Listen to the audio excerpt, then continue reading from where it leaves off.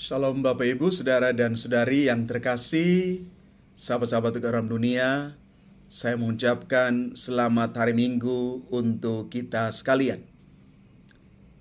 Bacaan-bacaan kudus yang kita renungkan pada hari Minggu ini.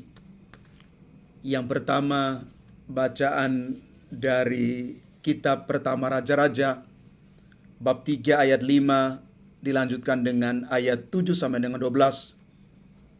Berbicara kepada kita sekalian tentang Salomo yang minta hikmat dan pengertian dari Tuhan. Dia bukan minta sesuatu yang bersifat jasmani untuk memenuhi kebutuhannya, tetapi lebih daripada itu, dia meminta hikmat dan pengertian supaya dia bisa menjadi seorang pemimpin yang baik dan benar. Dalam bacaan kedua yang diambil dari surat Rasul Paulus kepada jemaat di Roma, bab 8 ayat 28 sampai dengan 30. Santo Paulus mengatakan kepada kita sekalian bahwa kita semua ditentukan Allah sejak semula untuk menjadi serupa dengan gambaran anaknya, Yesus Putra Allah itu sendiri. Kita dimenangkan, ditebus berkat Yesus Putra Allah itu. Selanjutnya di dalam bacaan Injil Matius bab 13 ayat 44 sampai dengan 55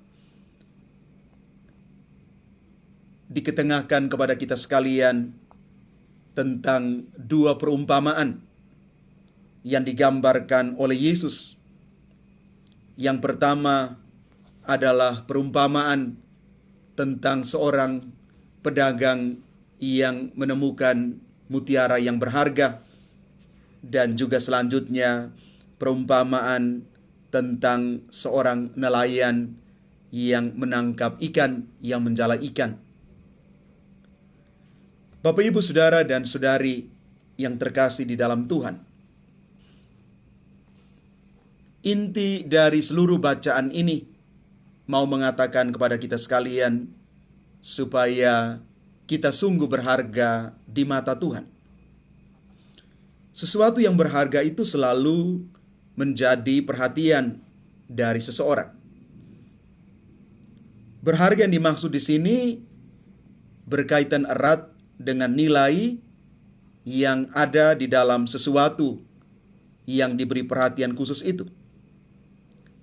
Salomo misalnya dalam bacaan pertama melihat sesuatu yang berharga itu di dalam roh hikmat dan pengertian.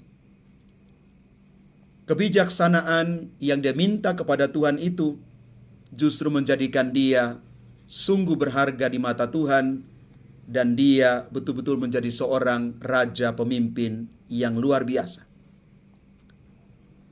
Selanjutnya, di dalam bacaan Injil, menggambarkan dua perumpamaan yang menarik tentang mutiara yang indah dan ikan yang ditangkap si penjala ikan. Karena mutiara itu sungguh berharga, maka sekali lagi orang bisa melepaskan segala sesuatu. Dia menjual segala sesuatu untuk membeli mutiara yang berharga itu. Mutiara yang berharga sungguh-sungguh menjadi identitas kita. Kita juga sungguh berharga di mata Tuhan. Identitas kita sebagai para pengikut Kristus menunjukkan betapa berharganya kita di mata Tuhan. Selanjutnya, di dalam perumpamaan yang kedua, Tuhan dengan segala pengajarannya menempatkan nelayan dan jalannya itu untuk menunjukkan kepada kita bahwa kita itu seperti ikan yang baik yang menjadi hasil tangkapan si nelayan itu. dipisahkan dari ikan-ikan yang tidak baik. Artinya bahwa kita juga seperti tangkapan yang sungguh berharga itu. Kita berharga sehingga kita bisa masuk di dalam jala keselamatan. Kita menemukan jala keselamatan itu di dalam Yesus sehingga kita tidak binasa. Bapak, Ibu, Saudara, dan Saudari yang terkasih, kita semua dipanggil untuk menjadi yang paling berharga bagi Tuhan. Tetapi sering dalam hidup kita terjebak oleh dosa, kelemahan, kesalahan, dan kelalaian kita. Sehingga membuat nilai diri kita, identitas diri kita turun. Karena itu mari Bapak, Ibu, Saudara-saudari yang terkasih, bagaimana caranya supaya kita mengembalikan nilai diri kita yang berharga itu, identitas diri kita yang berharga itu? Rasul Paulus menggambarkannya kepada kita sekalian.